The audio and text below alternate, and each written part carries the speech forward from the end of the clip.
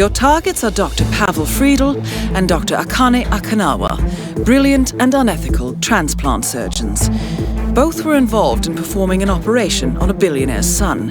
However, the organ had been sourced illicitly in Central Africa, and the patient died of hemorrhagic fever shortly after. We have located the targets at Gamma in Hokkaido, where they are key members of staff and will enjoy a great deal of freedom of movement and protection within the facility itself. The client offers a substantial bonus if the targets are eliminated in a manner appropriate to the death of their patient. As you know, the Gamma facility has worked with infectious diseases, so you should be able to find something useful on site. And I know you appreciate poetic justice. The clock is ticking, 47. Good luck. Hey guys, welcome back to another Hitman 3 Elusive target here on the Geek Box. Today we're covering the Surgeons Year 2, which is the current target up. Should be about another week, I think it's up when this goes out. So we're going to be doing this one with the default loadout. So you pretty much can't carry anything, because until you get to level 20 in Hokkaido, that is what you have available. So this should cover most people, well, it should cover everybody really. So we're going to do the additional objectives as well using the Homeric viral syringe. And we're going to make this as simple as we can. So we're going to do a quick run through. Also, just to mention to go, the outfit I'm wearing, the Lucky Ducky outfit, if you haven't unlocked that yet, the previous video will show you with the Elusive Arcade that you need to do to unlock that they just launched. Anyway, as you see, we start off, run straight into the bathroom, grab the scissors, you'll need those in a moment, turn to the left and then the right and head on up to the bathroom. As you know, with any of the run-throughs you've seen in this level before, most of them start off using this pattern just because it's the easiest way to then get hold of the director's outfit.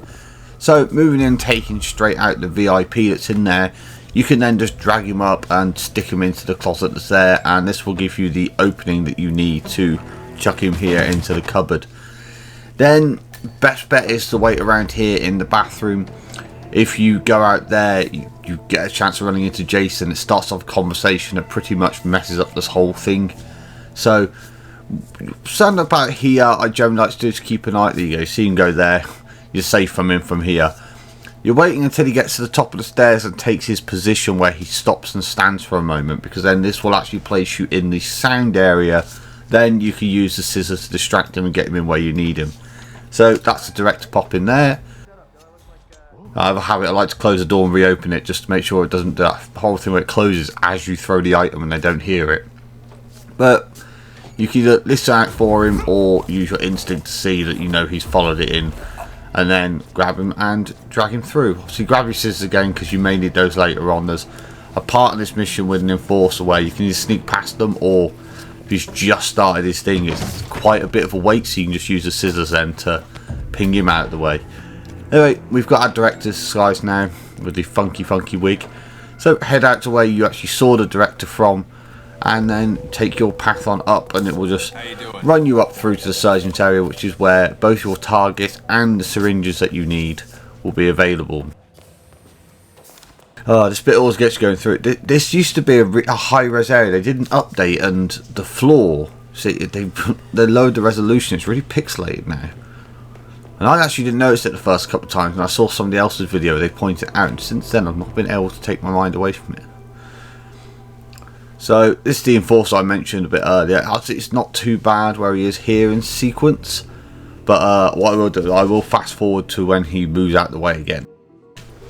So now that he's passed by, you can then make your way into the creator's office, where we can get the master keycard that we'll then need to go and get the ever so lovable and annoying Agent Smith. So grab that, head back out. If you need to and he's trapping you there, you can use those scissors as a distraction, then you can just fly right past him to save yourself some time. And we're heading back to the bottom of the building now where the morgue is. Yeah, there's a bit of I actually lost my direction here a second. I started thinking I was in a different room at first, which is quite interesting. I've done this a million times over before. But yeah, I will say whilst I'm doing this little run bit as well, so there's little freezing bits in between the video, which I've had in a few. I believe I've got to the bottom of the problem with that now, so we'll find out soon. So yeah, I apologise for the last few videos, the quality's not been as good as it should be on it, but anyway, once we're in here in the morgue room where the motorcycle outfit is and that, you've got Agent Smith. I've skipped that conversation to not bore you, have to stand there and listen to it in my video. But he gives you the card that he found, and then that leads you through to this room. As you followed through just to the right, you grab the syringes and now we're ready to go. So head out, take the first door and then head on up the stairs, and this will lead you on the first floor to our first target.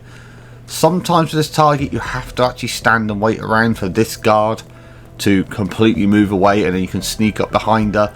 I actually got lucky here, she started moving. When you get her in this room, it's a safe spot to stab her without being spotted. Now, her body will be found shortly afterwards, but because this counts as a poison kill, it doesn't affect your silent assassin rating at all, which is great. So, head on down the corridor after you've left her, and we're basically backtracking to where we were before.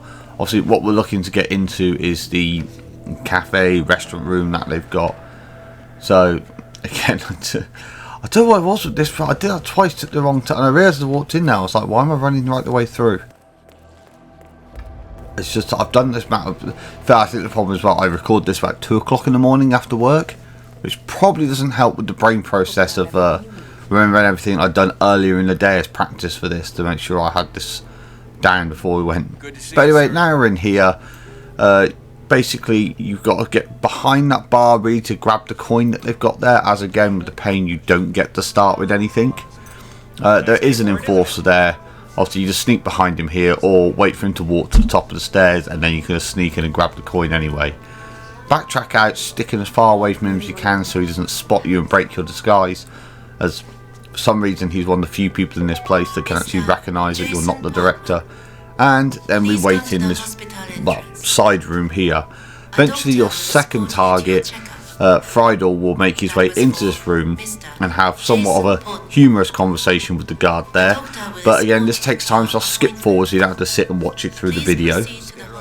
So once they get to the point where they're talking about the steroids and things like that, and the humour part of the conversations pass through, they'll have that last little exchange. Now obviously get your coin ready at this point, and as the guard's starting to walk away, place the coin in this corner.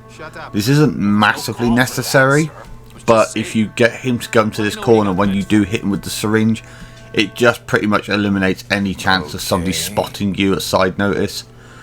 So I placed it there. So now the guard actually went up. That was my fault going early. The only advantage this did bring is I was able to block him. So as the guard walked away, then I knew I was still clear. So I could pop the syringe out, and then boom. Like I said, I would say normally you'd actually place that a second later, and the doctor himself will actually turn and grab the coin, and the guard walks away. You can get him that way. But either way, as long as one of them goes with the coin, there'll be that distraction point where the guard's walking away and the target will be facing away as well. And from there, we just head down to the exit. Obviously, you can still see silent assassin. Body was discovered earlier, but because you use the syringe, it counts as a poison kill again, so you don't have to worry about anything from that. And the easiest exit is to head down and then take the cable car away, which I'm doing here. And that leads to that. So, chuck back target. So, yep, that leads you out of here, and then as you see, silent assassin, just under 10 minutes. It's a nice simple way of getting this mission done. I remember the first few times I actually tried doing this, it was, nightmare. But yeah, you unlock the Undying look, which is a new suit available, which I really love. And you unlock the White Yuta, so now you can take the Japanese look anywhere from Hokkaido, which is a nice in bit. Well guys, I hope that helps you there so you can get this mission done easily and unlock the goodies. As always, thanks for watching. Drop a like if you enjoyed the video, or hit the subscribe button to stay up to date on all the latest content. And again, if you want to see how to unlock the Lucky Duck suit, check out the last video for the guide to happen as well. As always, thanks for watching guys, I love you all, and I'll see you all out there.